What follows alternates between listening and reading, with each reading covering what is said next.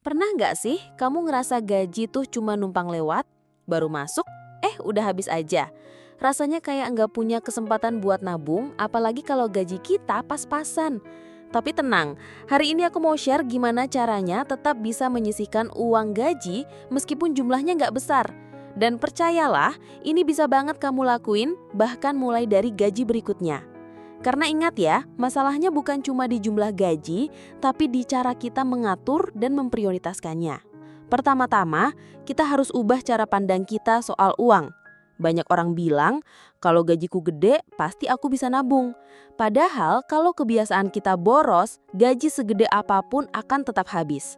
Kuncinya bukan nunggu gaji naik, tapi belajar atur gaji sekarang.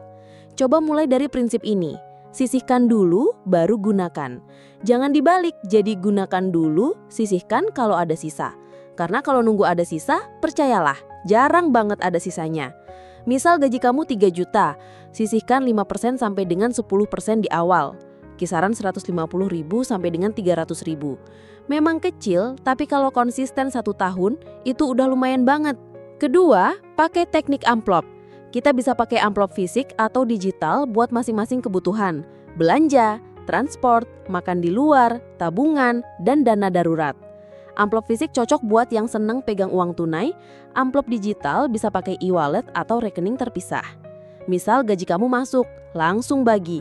20% untuk tabungan dan dana darurat, 50% untuk kebutuhan pokok, 20% untuk transport dan makan di luar, 10% untuk hiburan atau hal nggak terduga. Dengan begini, kamu memaksa diri buat gak nyentuh uang tabungan. Orang sering salah kaprah soal hemat. Hemat itu bukan berarti gak boleh bahagia atau gak boleh jajan. Hemat itu berarti tahu prioritas dan gak boros di hal yang gak penting. Coba deh cek pengeluaran kecil yang sering bocor. Misalnya, kopi kekinian setiap hari, langganan aplikasi yang jarang dipakai, atau ongkos transport karena malas masak atau malas bawa bekal.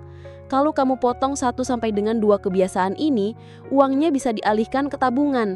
Misal biasanya beli kopi 25.000 sehari, sebulan itu udah 750.000. Bayangin kalau setengahnya masuk tabungan. Satu tips ampuh biar tabungan nggak tergoda diambil yaitu bikin tabungan nggak kelihatan. Pisahkan rekening tabungan dan jangan sambungkan ke mobile banking utama. Kalau perlu, pakai rekening tanpa kartu ATM. Kenapa? Karena kalau uangnya ada di rekening utama, godaan belanja itu gede banget. Tapi kalau nyimpan di tempat yang susah diakses, kamu jadi lebih malas buat ngambil, dan itu bagus. Terakhir, selalu ingat tujuan kamu nabung. Dana darurat, modal usaha, DP rumah, atau liburan impian. Tujuan yang jelas bikin kita kuat menahan godaan. Karena setiap kali pengen beli sesuatu yang nggak perlu, kamu bakal mikir, ini bikin aku makin deket atau makin jauh dari tujuan. Ingat, gaji pas-pasan bukan alasan buat nggak nabung. Yang penting bukan seberapa besar jumlahnya, tapi seberapa konsisten kita menjaganya. Mulai dari kecil, lama-lama akan besar. Jadi, yuk mulai dari gaji berikutnya, sisihkan dulu sebelum belanja. Kalau kamu suka video ini, jangan lupa klik like, share, dan subscribe biar nggak ketinggalan tips motivasi lainnya. Sampai ketemu di video berikutnya.